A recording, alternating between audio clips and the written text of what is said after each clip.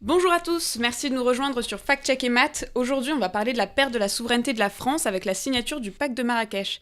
Est-ce que tu savais, toi, que la France avait perdu sa souveraineté quand elle a signé le pacte de Marrakech ? Et voilà, on a encore rendu la France à l'ONU, merci Macron. Et oui, nous on s'est demandé d'où elle sortait cette histoire parce qu'on s'est vite rendu compte que c'était un peu plus compliqué qu'il n'y paraissait et on va vous expliquer tout ça. Alors en fait, avant même de savoir qu'on allait travailler sur la question des migrations, on avait entendu parler de cette histoire de perte de souveraineté.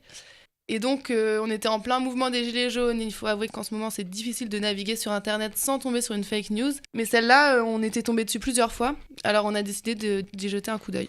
On s'est dit que ce serait bien de chercher des paroles de politique parce qu'il fallait un peu varier les sources de nos différents sujets. Donc une personnalité politique, pourquoi pas. Et le premier qui est sorti, c'est Éric Ciotti, qui s'est beaucoup exprimé sur le sujet, sur Twitter, à l'Assemblée nationale, et notamment à la télé sur France 2, dans l'émission Les 4 vérités, où il a dit ceci. Aujourd'hui, on engage la France dans un texte majeur qui va, à terme, enlever des prérogatives de souveraineté. Alors, en cherchant un peu, on a trouvé déjà qu'il n'était pas tout seul à penser ainsi. Donc, Marine Le Pen n'en pense pas moins.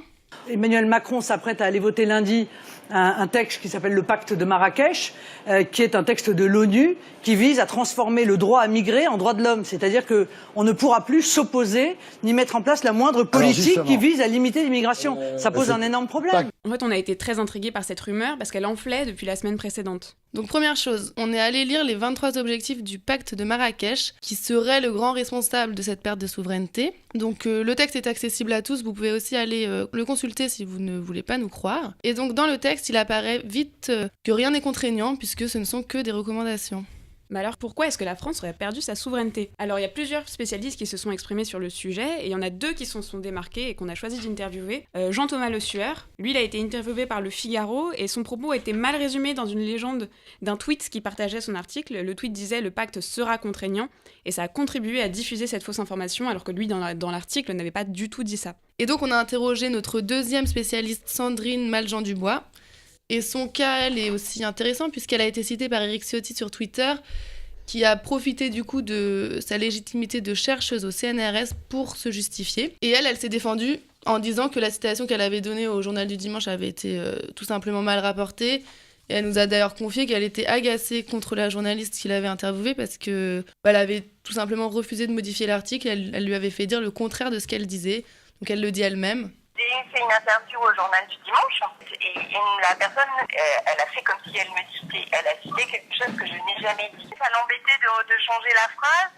J'avais l'impression que du coup ça allait déchaîner encore plus Éric Ciotti et les siens, tous les opposants au pacte. Tout à l'heure, j'ai regardé quand même encore sur Twitter, ça continue. Éric Ciotti répond à la journaliste qui a fait un tweet pour dire non, Sandrine Maljean-Dubois n'a pas voulu dire ça. Lui répond, mais relisez-vous, c'est ce que vous avez écrit.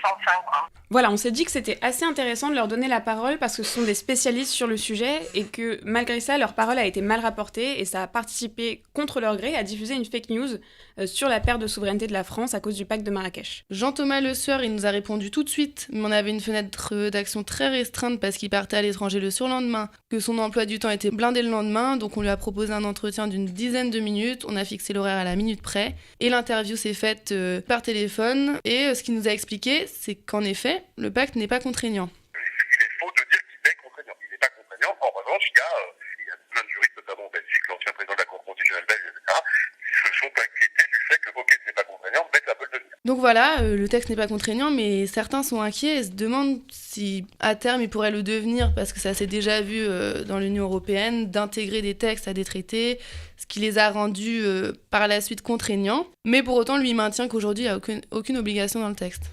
On a voulu aller plus loin avec Sandrine Maljean-Dubois, sauf qu'elle, on a failli la rater. On l'avait contactée par mail, mais elle a appelé notre camarade Léa pendant qu'elle était en cours, et après, ça a été un bon bout de temps avant qu'on réussisse à se contacter, mais ça a fini par se faire. D'ailleurs, ça s'est fait un petit peu difficilement parce que l'appel était un peu impromptu, donc on était honnêtement pas assez préparés, mais finalement, on a quand même eu les informations dont on avait besoin.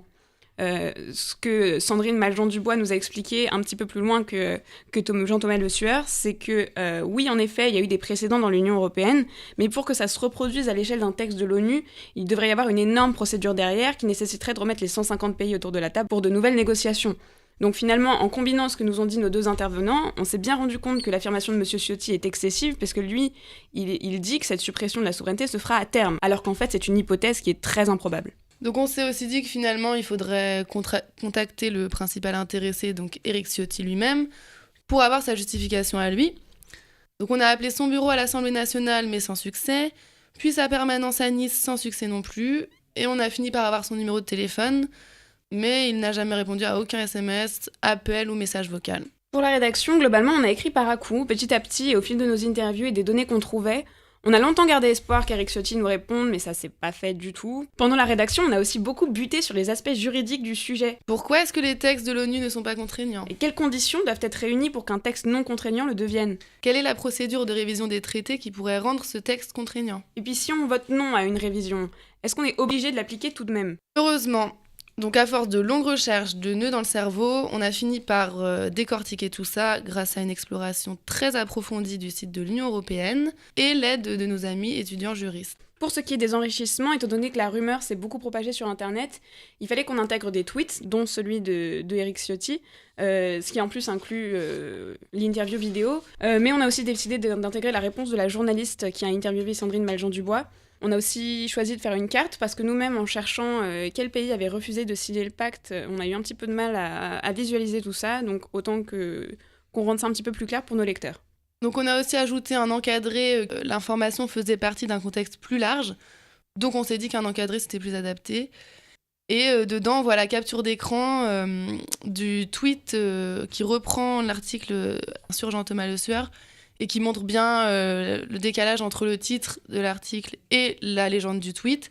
Et donc ça permet de bien se rendre compte du cheminement de la fake news, où on voit du coup que la formulation du tweet participe complètement au relais de cette fausse information. Puis c'est vrai que nous, en tant qu'étudiants en journalisme, avec William, ça nous a fait un petit peu bondir de voir que des médias avaient un peu participé à la diffusion de cette idée, en rapportant mal les propos d'experts qui étaient pourtant apparemment assez clairs dans leurs propos. Et du coup, Solène et moi, en tant que potentielles futures chercheuses, on a eu un peu mal au cœur en voyant les propos de ces chercheurs autant déformés. En tout cas, heureusement, grâce à Fact Check et Math, on a été là pour rétablir la vérité et rectifier les injustices. En bref, c'est un petit pas pour l'humanité, mais un grand pas pour le fact-checking. C'était tout pour Fact Check et Math, merci de nous avoir suivis et à la prochaine.